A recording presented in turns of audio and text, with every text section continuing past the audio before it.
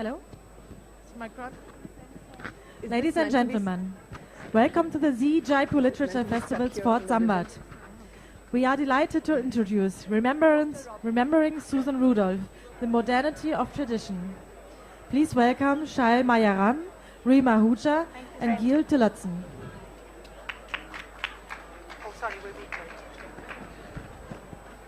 So, good evening, friends. Welcome to the session. When Namita and I first spoke of it, it was called Remembering Suzanne Rudolph. As many of you who are here know, Lloyd Rudolph also passed away. Can you hear me at the back there? Yeah? And since Lloyd Rudolph also passed away, we've actually called it Remembering the Rudolphs. And in a sense, this is really a kind of memorial in their honor. So I'll begin by saying something about their intellectual and disciplinary contribution. The Rudolphs, as many of you here know, were professors of political science, were great contributors to India studies, to Rajasthan studies, and also were honored by the Padma Bhushan a couple of years ago. Now let me begin by actually reading something from a wonderful book titled Postmodern Gandhi and Other Essays. This is, like most of their other books, also a book which is written together. And we actually had a meeting in Delhi called Celebrating Suzanne Rudolph, and which spoke about the importance of their partnership. And in something I've written, I referred to it as a Jugalbandi, because it was very much in the mode of Jugalbandi in Indian classical music, when two musicians play together and one responds to the other. And in their writing, you really do not know at what point one voice emerges and in their conversation as well, and moves into the other takes over. So they were moving tributes at this event, celebrating Suzanne Rudolph, to their role also as teachers and mentors. Also, what was brought out was their mutual love. So it's an intellectual partnership, but it's also a beautiful, moving story of love. And one of my colleagues was saying, was recounting that when Suzanne got pregnant, he got a letter from Lloyd saying, "We are pregnant." So, and I hope at some point of time you will, if you haven't read it already, read Suzanne Rudolph's Destination India, which is her letters written from 1956, 57, each year when they were on sabbatical. And it's a beautiful, it's a combination of the genre, the epistolary genre, as also a diary, and also a wonderful ethnography of India. So, but here's, Suzanne and Lloyd Rudolph's voice speaking, and I quote, "Our interpretation of Gandhi was formed between the 1950s and the mid-1960s, the middle decades between decolonization and the Vietnam War. It was widely believed at the time that new nations had to break with, even repudiate tradition to become modern. Ancient civilizations were not so much dangerous as decadent. Scholars and statesmen talked of stages of development, takeoff, and the prerequisites of democracy. Our interpretation of Gandhi expressed a countercurrent. We called the larger work in which this account of Gandhi first appeared the Modernity of Tradition, because we found that social change in India involved adaptation of its past inheritance as much as it did the destruction and displacement of that inheritance." So this is, in a sense, why we've called this session the modernity of tradition. And in terms of, the Rudolphs were, of course, political scientists, but they were not political scientists in the way in which we understand it as a fairly narrow discipline. I must confess to being a lapsed political scientist myself. The Rudolphs actually drew upon historical sociology and were very influenced by Max Weber. Suzanne taught a course on Weber at Chicago. They also drew upon political economy. And this is very important because later Suzanne and Lloyd both become leaders of what is called a revolution in American political science. It was referred to as glasnost and perestroika. This was when she was president of the American Political Science Association. And Lloyd Rudolph was actually referred to as the James Madison because he was rewriting the constitution of the association. So, and it's very significant also that they use Max Weber's concept of charisma to actually understand the role that Gandhi played. Gandhi's, and this again is an extremely significant book because what it emphasizes is the way in which Gandhi was challenging Europe's monopoly over universals. And he was himself, arguing for an ethical universalism. Gandhi was also very significant to the Rudolphs, and I think they were very influenced by Hind Swaraj and Gandhi's critique of modern civilization. Now, if you understand, the Rudolph's location in the 1960s, modernization theory held sway. It was a kind of dominant discourse in the social sciences. And the Rudolphs are among the people who actually begin to challenge this and say that there's really no kind of linear theory of progress. It's not like all of us are primitive societies and we're getting somewhere where Europe and the West has reached. And I would say that there's another area and where their intellectual contribution is very significant. And I'll close here and let Rima and Giles speak about the other kinds of contribution. The Rudolphs played a great deal of attention to state formation, stateness. And again, they felt that European theory was very inadequate to understand Asian state formation. They drew a lot upon anthropology and conceptions of ritual sovereignty from the work of Stanley Thambaya and others. And Suzanne, when she is president of the Asian Studies Association, in her presidential address, brings out the very different character of state formation in India. And this is a theme she returns to again and again in her work, the theme of divided and negotiated sovereignty, and points out that there's some deep continuities between, say, the Ashokan Empire, the Mughal Empire under Akbar, and the fact that India actually has a federation. So the ways in which this division of sovereignty then gets played out. So I'll ask Giles now, who's Giles is an art historian and also knew the Rudolphs very closely. Currently, he's consultant director of the City Palace Museum, and he'll speak about the Rudolphs and their role as historians. Yeah? Thank you, Shail. I think anyone who knew the Rudolphs, Suzanne and Lloyd, and I'm sure that lots of you must have done, which is why you're here, would have been struck, as I was immediately, by their extraordinary passion for their subject. They really lived their work every moment of every day. Indeed, a lot of their social life, a lot of their generous hospitality, revolved around people of common interests. As soon as you express an interest in some area of concern to them, you were invited to dinner and you spent a whole evening unraveling it. And I'm sure many of you have done that, and that is why we all knew them so well and became so fond of them. I want to make 2 points about their contribution.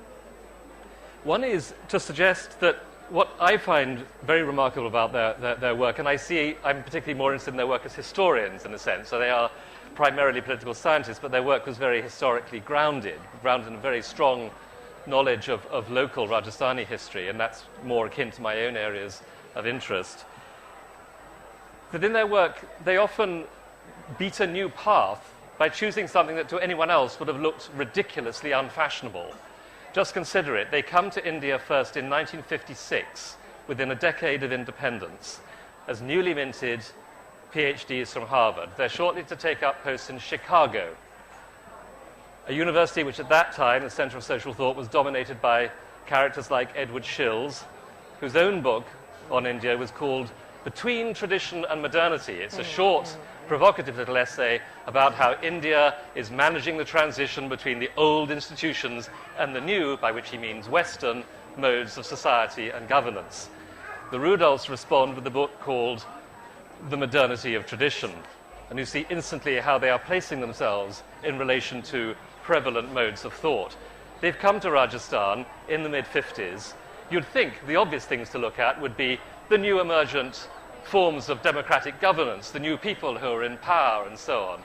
They don't. Well, they do look at that, of course, but they're more attracted by the story of all people, the Thakurs, the old landowning classes who are left behind, the people who have lost out most, first of all by independence and then by the Land Ceiling Act of 1951.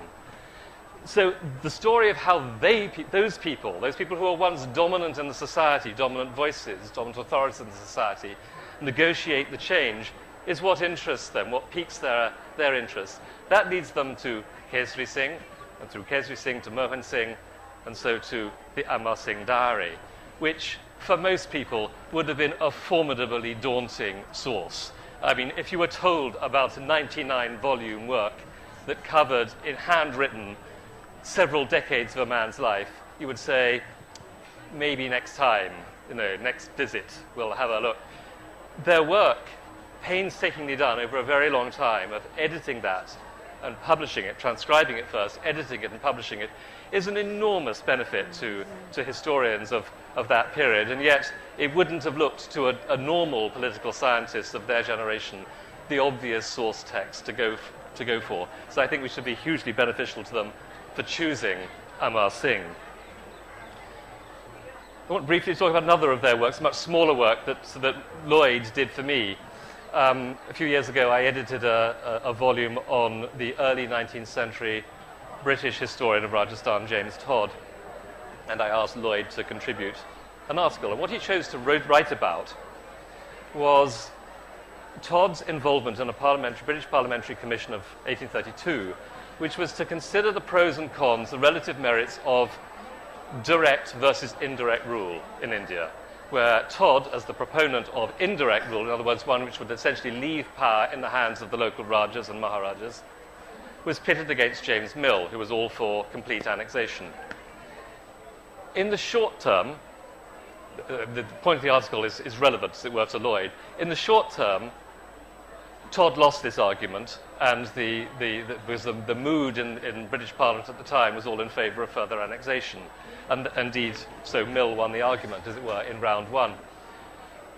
After the revolt of 1857, the rethink that happened reversed that decision. It was realised what a terrible mistake had been made, and although poor old Todd didn't live to see it, the subsequent period of British rule between 1857 and 1947 reversed the position and put the emphasis much more on preserving indirect rule where it existed.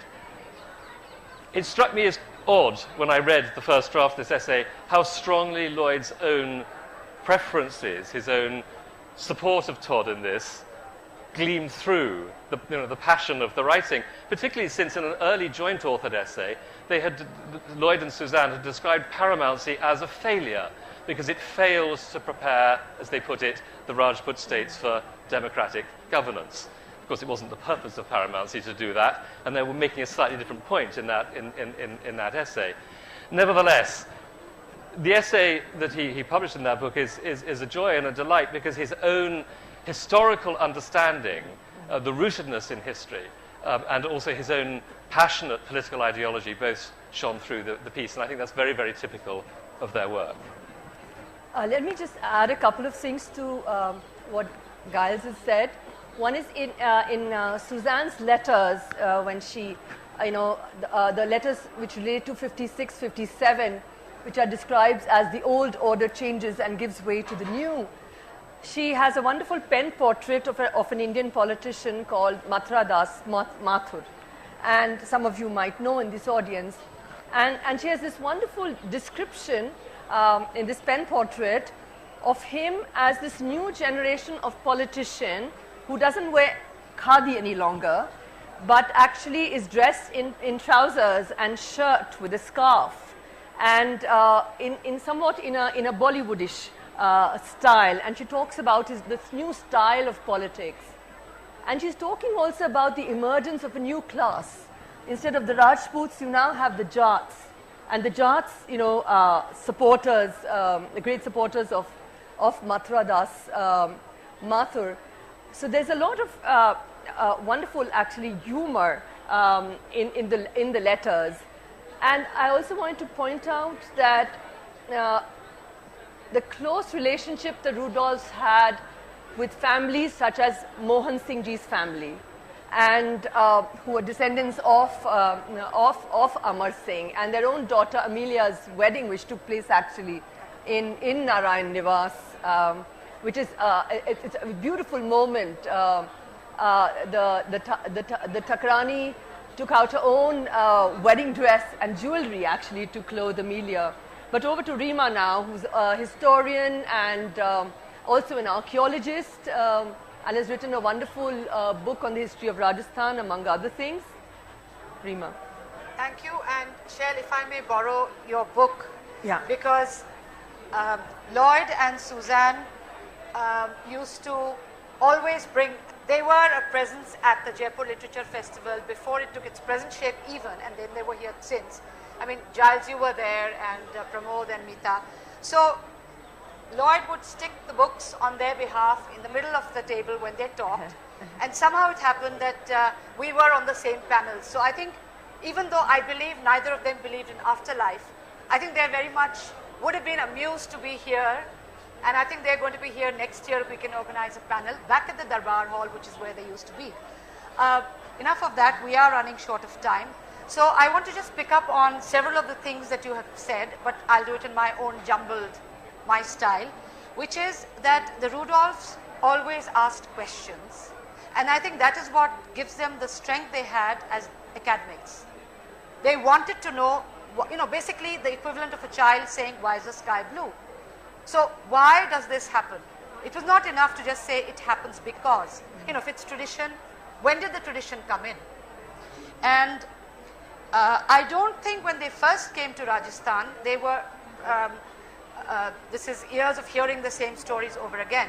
They were intending to do a comparison, which they did, between a princely Indian state, quote, native princely Indian state, not their quote, British Indian quote, which was Jaipur or Rajasthan, and again, a British ruled presidency, Madras, and that was what there was going to be, this kind of more or less classical political science comparison. Instead, they got drawn in the way that Rajasthan does, and this became their kind of, their Karm Bhumi, the land of their work. They did a lot of other things. Lloyd carried on with his interest in the American presidency, and Suzanne. But coming from a political science tradition, one thing they did for the University of Rajasthan here, and for the discipline of political science and public administration, was give it a slight more emphasis by their presence here, by their writings, by their discussions within the university. But then, because they went beyond the bounds of their own disciplinary confines, they crossed it and they brought in other things. And that, in effect, allowed them, so I come to the third point, and This actually is in honor of the Rudolphs. I speak impromptu and I get ticked off.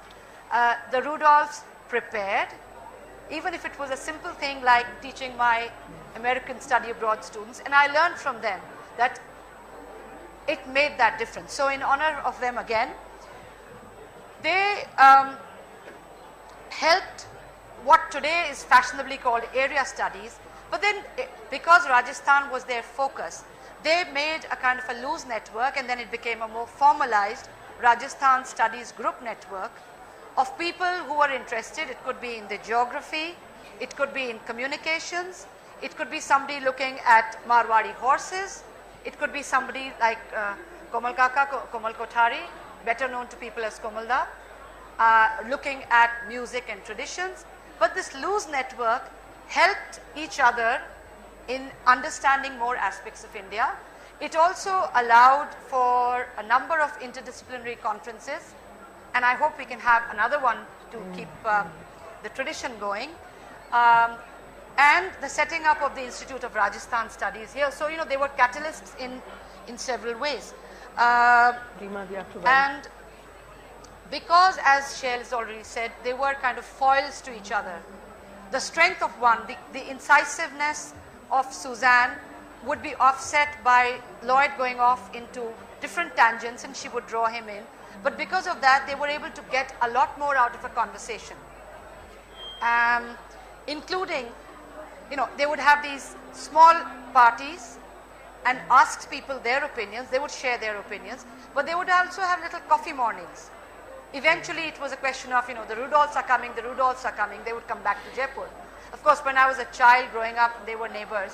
I didn't know what to call them because it wasn't done to call somebody that much older, are they that much older, by their first name. So I would kind of go, or I would say auntie or uncle, and they were fine with it. And then at a certain point, we were using first names. We have to transition. But yes, and Suzanne and Lloyd were able to get people of all age groups to share information.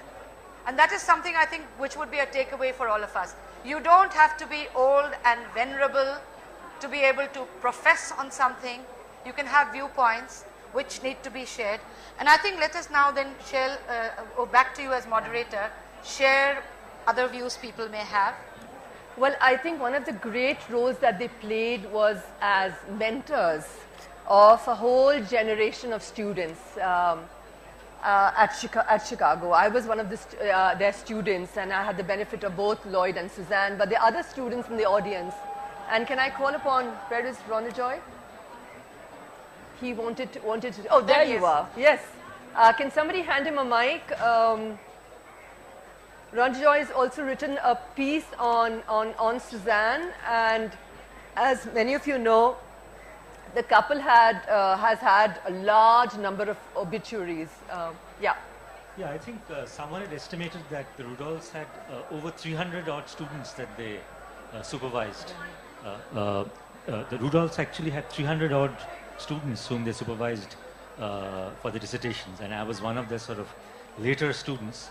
And you know what Shail was saying, you know, they were much more than just mere professors, and many of us in Chicago recall after the after sort of South Asia conferences that we had at the Regenstyle Library there, we would then move to the Rudolph's residence, lakeside apartment, and then over a beer and a soup that Suzanne would prepare, sparkling conversation would flow. And I've also actually, I wrote my dissertation partly in India, and I recall having, every winter when they would come to Jaipur, I had to stay over at their place and discuss my dissertation threadbare over 2 or 3 days. So in that sense, they were much more than just my professors and mentors, and they maintained that link with the students over the course of a lifetime. And I think they have students all over the world, in Korea. I mean, they were once off to attend a wedding of some student. So they were very much into the lives of students, even after they were not students anymore. And this book is actually inscribed to me by both Lloyd and Suzanne. And it says, for Shail, a lively critic and a strong intellectual comrade. So it just suggests the ways in which students went on to become colleagues and friends for them, and inhabited their house and vice versa. So would there be anybody else who would like to make a contribution? Because, yes. Dr. Hassan. Dr. Hassan. Should I keep one line, wrap up? I knew them only here, and I think I'm the last link in the tradition of Suzanne and Lloyd, because he knew Paul Wheatley, the historian in Chicago University, and Paul Wheatley I met in Syracuse because he was a good friend of my professor, who was also Jew. And when I met him, I talked about my professor, and it was thrilling. They were so generous in talking about Paul Wheatley and David Sofer, geographer, South Asianist. One thing about the couple was this, that I found that they were the, perhaps in contemporary, our time, only Indians who were speaking Gandhi and the soul of Gandhi. You know, universities are no more liberal institutions these days. They are divided and they have become very conservative and right-winger. But they were the one who could hold people together and have a sense of what are the Gandhian values, which are very inherent to our existence. That I noticed from them. It was a sad news that Lloyd passed away within a week or 10 days. I saw from your Facebook, and we will miss them very much. Well, maybe that's the way in which such a unique partnership ought to end, because I think it's very difficult for one person to perhaps survive without the other, given the kind of love and care that was. But you're absolutely right in emphasizing how important, Gandhi was in terms of, and Gandhi's own relationship with Tolstoy.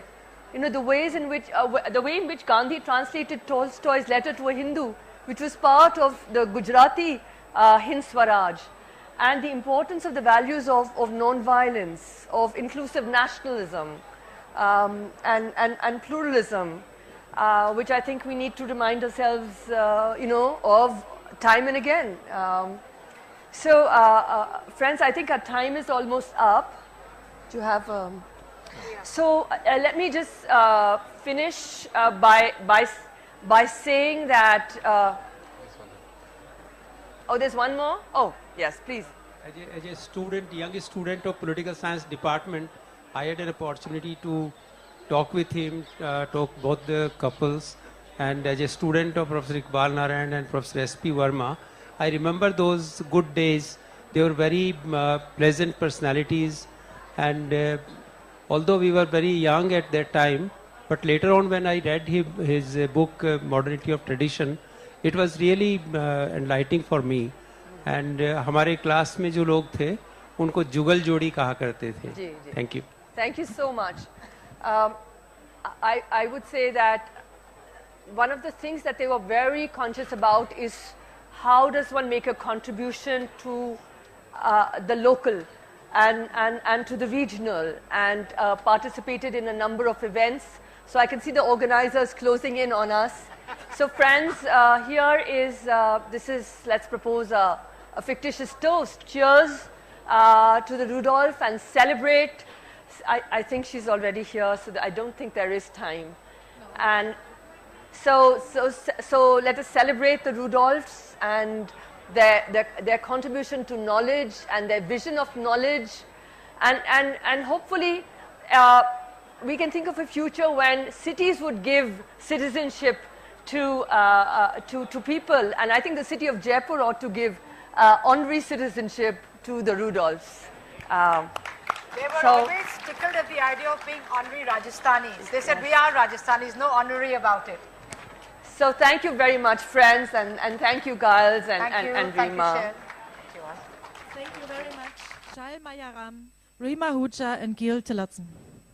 The authors will be available to sign their books at the book signing area right behind you. Books are available for sale at the bookshop. We also have a festival merchandise store behind Scharbach as well. Festival brochures can be brought at the front desk. The next and last session for today, our daily poetry hour, starts right now.